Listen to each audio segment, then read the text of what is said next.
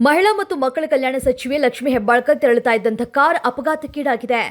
ಅಂಬಡಗಟ್ಟಿಯ ಸಮೀಪ ಕಾರು ಅಪಘಾತಕ್ಕೀಡಾಗಿದ್ದು, ಅದೃಷ್ಟವಶಾತ್ ಲಕ್ಷ್ಮೀ ಹೆಬ್ಬಾಳ್ಕರ್ ಪ್ರಾಣಾಪಾಯದಿಂದ ಪಾರಾಗಿದ್ದರೆ, ಕಾರು ಅಪಘಾತದಲ್ಲಿ ಗಾಯಗೊಂಡಿರುವಂತಹ ಸಚಿವೆ ಲಕ್ಷ್ಮೀ ಹೆಬ್ಬಾಳ್ಕರ್ ಅವರನ್ನ ಬೆಳಗಾವಿ ಖಾಸಗಿ ಆಸ್ಪತ್ರೆಗೆ ದಾಖಲಿಸಲಾಗಿದೆ.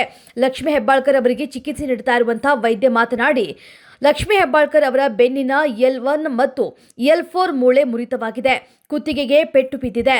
ಮೆದುಳು ಬಾವು ಬಂದಿದೆ. ಹೀಗಾಗಿ ಚಿಕಿತ್ಸೆ ನೀಡುತ್ತಾ ಇದ್ದೇವೆ. ಶೀಘ್ರದಲ್ಲೇ ಗುಣಮುಖರಾಗ್ತಾರೆ ಅಂತ ಹೇಳಿದ್ದಾರೆ.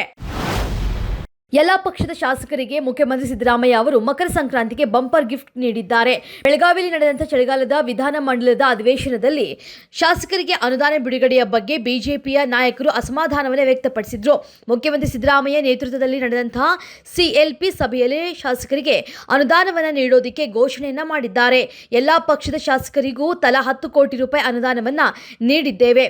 ಬಿಜೆಪಿಯ ಜೆಡಿಎಸ್ ಶಾಸಕರಿಗೂ 10 ಕೋಟಿ ಅನುದಾನವನ್ನು ಕೊಡಲಾಗ್ತಾ ಇದೆ ಅಂತ ಘೋಷಿಸಿದ್ದಾರೆ.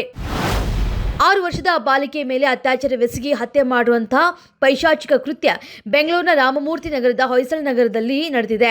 ರಾಮಮೂರ್ತಿ ನಗರ ಪೊಲೀಸ್ ಠಾಣೆಯಲ್ಲಿ ಪ್ರಕರಣ ದಾಖಲಾಗಿದೆ.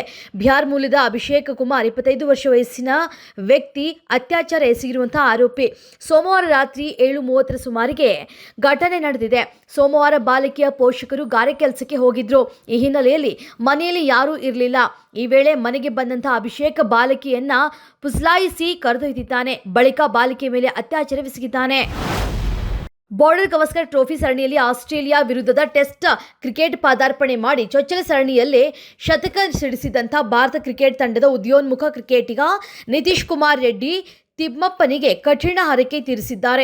ಟೀಂ ಇಂಡಿಯಾ ಯುವ ಕ್ರಿಕೆಟಿಗ ನಿತೀಶ್ ಕುಮಾರ್ ರೆಡ್ಡಿ ತಿರುಮಲಕ್ಕೆ ಭೇಟಿ ನೀಡಿ ತಿಮ್ಮಪ್ಪನ ದರ್ಶನವನ್ನು ಪಡೆದುಕೊಂಡಿದ್ದಾರೆ. ಮಾತ್ರವಲ್ಲದೆ ತಿಮ್ಮಪ್ಪನಿಗೆ ಕಠಿಣ ಹರಕೆ ಕೂಡ ತೀರಿಸಿದ್ದಾರೆ. ಗಮನಾರ್ಹ ಸಂಗತಿ ಏನೆಂದರೆ, ನಿತೀಶ್ ಕುಮಾರ್ ಅವರು ಕಾಲ್ನಡಿಗೆಯಲ್ಲಿ ತಿರುಮಲ ಬೆಟ್ಟಕ್ಕೆ ಹೋಗಿದ್ದು, ಮೊಣಕಾಲುಗಳಲ್ಲೇ ಮೆಟ್ಟಿಲುಗಳನ್ನು ಹತ್ತಿ ತಮ್ಮ ಹರಕೆಯನ್ನು ತೀರಿಸಿ ತಿಮ್ಮಪ್ಪನ ದರ್ಶನವನ್ನು ಪಡೆದುಕೊಂಡಿದ್ದಾರೆ.